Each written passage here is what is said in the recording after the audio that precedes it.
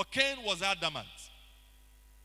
He was bent on doing that wickedness. He was bent on killing his brother.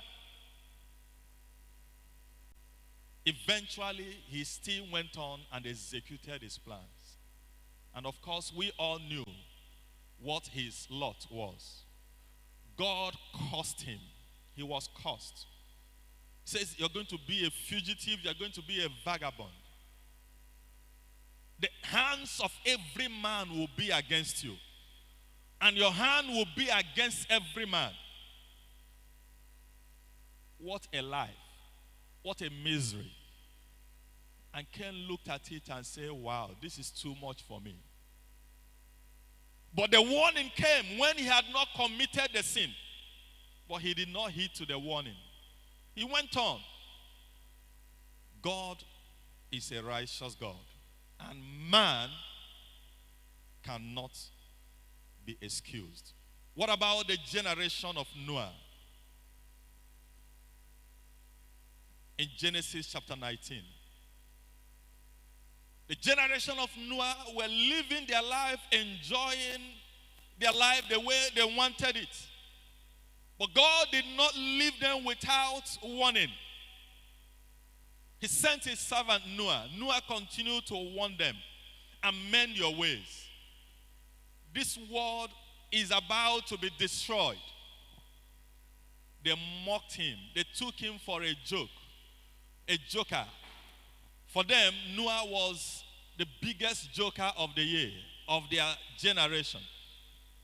But eventually, the deluge came. Destruction struck, and they all perished. And so how will you blame God for their destruction? You are inexcusable, oh man. Even Apostle Peter, who was sincerely and honestly serving God, at a point, the devil schemed to floor him, to pull him down, and send him back to where he came from. Jesus did not allow him to fall into the trap of the enemy, the devil. He warned him. He said, Peter, the devil has planned to sift you like wheat or like corn. This is the plan of the devil, but I have prayed for you. Young boys and young girls, times and in all occasions, God has always warned us. The alarm of God has always been sounding. A young girl. The mother was a loving woman. Loved this girl so much, continued to talk to her. But this girl wouldn't listen. You know, youthfulness. There is youthful exuberance. So at this period, most of you are, that is a period of exploration, exploring options, life. And so that was the case of this growing girl. And the mother continued to talk to him. Restrain yourself from following bad company and all of that. But she did not hear. She did not listen. Eventually, she went out with some people. And then landed into the hand of a young boy or a young man who is evil and possibly a ritualist.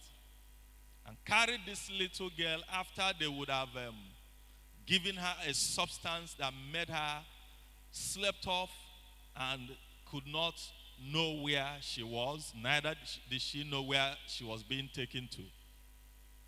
And then they carried her and dumped her, went inside a compound,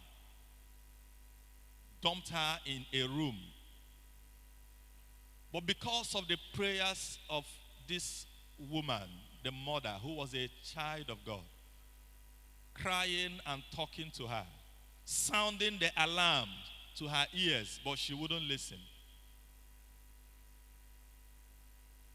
They know what they did, and from what they did to her, she ought not to have gained consciousness till after a very long time for them to have perfected the plans on what to do with her.